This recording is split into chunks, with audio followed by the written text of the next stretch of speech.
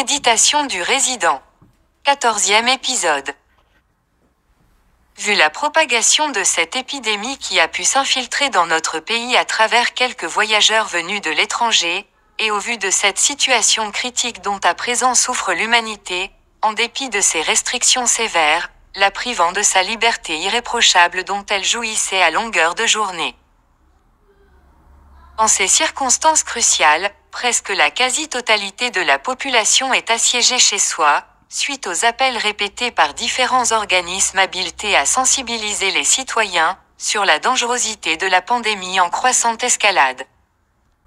De même, notre résident est convaincu qu'il est dans le même embarras que ressentaient ses concitoyens depuis l'information diffusée sur l'existence de cette épidémie dangereuse, et par conséquent il est conscient de sa gravité et les effets indésirables qu'elle peut en causer.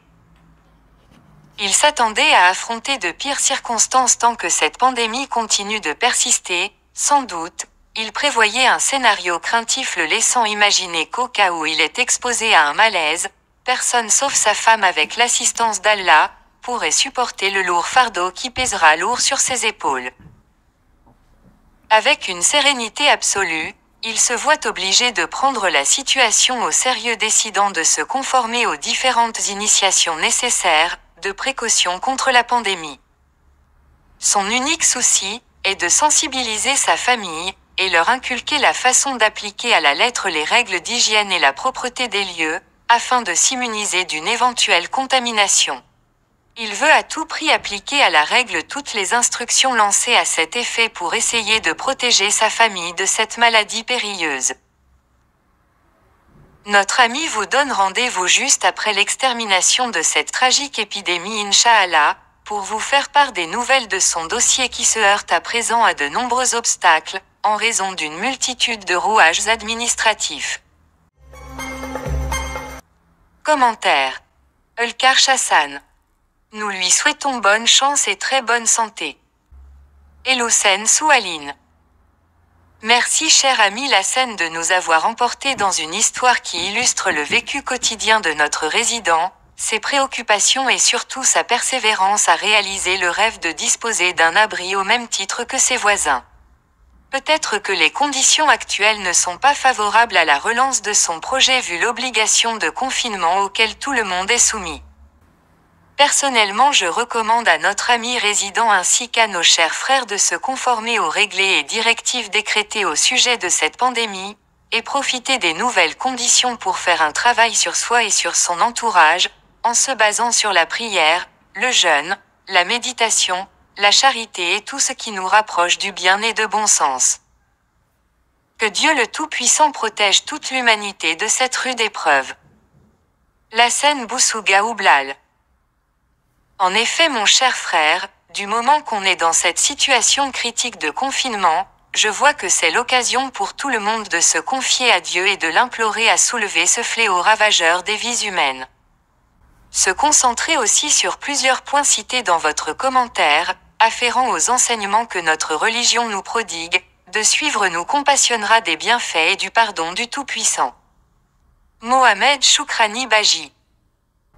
Cette pandémie transnationale a poussé la nature humaine, toute religion confondue, à se mettre à l'abri des médias qui ne cessent d'alimenter l'espoir de trouver un remède miracle pour combattre ce virus.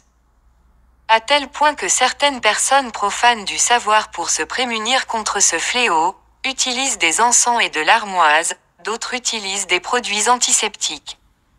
En revanche, les chercheurs et les médecins insistent avec récurrence, de se confiner chez soi et se laver régulièrement les mains avec du savon. À la lumière de ces choix, l'éducation et la santé restent la clé de voûte de l'être humain. Au moins ce confinement anime la chaleur familiale de notre résident. Lassen Boussouga Oublal. La sensibilité à la santé joue un rôle prépondérant pour se prémunir contre des épidémies qui s'étendent parfois à la planète entière, et qui des fois font des incursions à l'intérieur de notre territoire comme le cas de l'actuelle intruse pandémie de coronavirus. تعليق محمد الحمري. نتمنى من العلي القدير الصحة والعافية للجميع. محمد أسعيد. إن حالة الطوارئ التي قررتها حكومتنا مشكورة تساهم في محاربة فيروس كورونا، والشعب كله طبق القرار. فمقيمنا نوتر ريزيدون الآن لا مجال له في التحرك لقضاء أشغاله التي كان قد بدأها من قبل للحصول على رخص تمكن من بقعة أرضية في اسمه والبناء ليعيش كريما كما كرمه الله. رب ارفع عنا هذا الوباء واجعلنا في بلادنا آمنين مطمئنين. محمد شكراني بجي: إن الوباء العالمي جعل البشرية تساعد بعضها البعض في تدبير الشأن العام وترسيخ مبادئ النظام في سابقة هي الأولى من نوعها، حتى تتمكن الأمم من استمرار تحريك عجلة اقتصادها. لكن العامل النفسي هو الذي يهيمن على مناعة الإنسان ويضر بمصلحته. لهذا ما علينا ونحن نجتاز هذه الظروف الصعبة إلا أن نتضرع إلى الله لكي يرفع عنا وعن الإنسانية جمعاء هذا الوباء. وهنا يحضرني قول سيدنا أبي بكر الصديق رضي الله عنه حينما قال: قرأت القرآن كله ولم أجد أفضل من قوله تعالى: كل يعمل على شاكلته.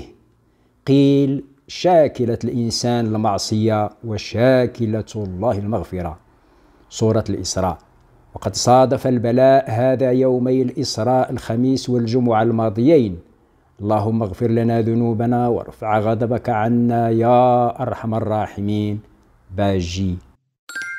محمد سعيد: جزاك الله يا أخي سي محمد على ما جاء في تعليقك الحكيم الذي يجعل قارئنا يراجع شاكلته. فما هذا الوباء إلا منحة من العزيز الحكيم، ودون شك ففي أمر الله حكمة. فلنرجع إلى الله ولنتبع الطريق المستقيم بقراءة القرآن والحمد والشكر والتكبير والتهليل والتسبيح والاستغفار والتعظيم لجلاله، والصلاة على أشرف المخلوقات سيدنا ومولانا محمد وعلى آله وصحبه. اللهم تجاوز عنا وارفع عنا هذا البلاء.